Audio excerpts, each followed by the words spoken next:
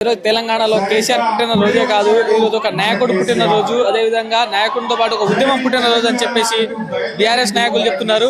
మరి మనతో పాటు చెప్పండి, మరి ఒక ఉద్యమం పుట్టిన రోజు అని చెప్పేసి ఘనంగా ఈరోజు రాష్ట్ర వ్యాప్తంగా అంతగానము అంటే సంబరాలు చేసుకోవడానికి గల కారణం ఏమేమి?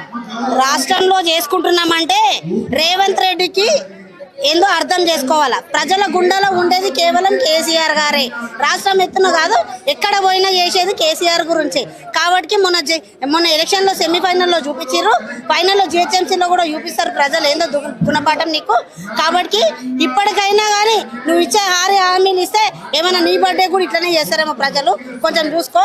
ఎందుకంటే కేసీఆర్ గారు చేసిండ్రు, ప్రతి ఒక్క కులం మతం అనేది లేకుండా చేసిండ్రు. కాబట్టి ప్రతి ఒక్క మనుషులో ఉన్నారు. కాబట్టి మనసులో ఈ రోజు కూడా ప్రజల మనసులో ఉన్నాడు కాబట్టి ఏడవైనా కేసీఆర్ అని అంటున్నారు.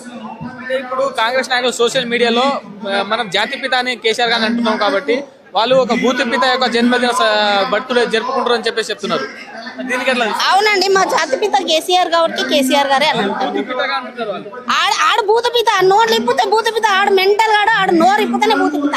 ఆ నమ్మ అని ఎట్లా కన్నదో మాకు తెలియదు, కానీ ఆడు నోరు ఇప్పితేనే భూతపిత. కావాల్సి వాని గురించి మేము చెప్పాల్సిన అవసరం లేదు. ఎందుకంటే ఈ రోజు భూతపిత అంటే చెప్పు తీసుకొని కొడతాం వాడిని ఏడవాది పెట్టాలన్నా అదే పెడతాం.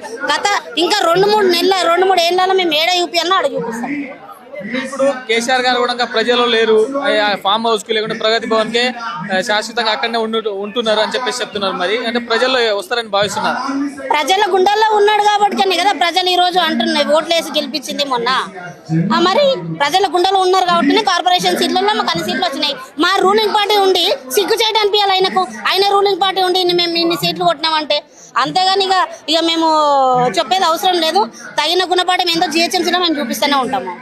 జిహెచ్ఎంసీలో ఎట్లా అంటే ఏ విధంగా చూపించవచ్చు? మీ యాక్షన్ ప్లాన్ ఏముండదు? మరి జిహెచ్ఎంసీలో ఏంటంటే ఫస్ట్ ఆఫ్ ఆల్ మా ఎమ్మెల్యేలు బీఆర్ఎస్ వాళ్ళు అందరు ఇక్కడోళ్ళే కాబట్టి compulsory BRS GHMC mayor seat కొట్టేది మేమే. మరి 6 గ్యారెంటీల మీద ఫ్రీ బస్సు అని చెప్పేసి ఇప్పుడు మనం హ్యాండిక్యాప్లతో కూడా మాట్లాడినాం.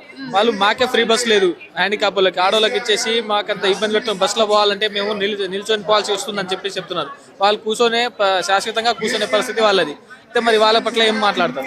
అవునండి, ఈ రోజు చూస్తున్నారంటే వికలాంగులకు ఫ్రీ బస్ లేదు కానీ మహిళలకు ఫ్రీ బస్ పెట్టిండ్రు. మనం మహిళలు వెంబడి వాళ్ళ మొగడు కూడా రావాలి కాబట్టి వాళ్ళ మొగనికి ఫుల్ పైసలు పెట్టిండ్రు. కాబట్టి అక్కడనే అవుతున్నాయి కదా. ఇక వికలాంగులకు ఏం చేసినట్టు అక్కడ ఫ్రీ బస్ అక్కడ లేడీస్ కూడా ఏం పెట్టలేడు. పెట్టినని ఎవరు అంటున్నారు?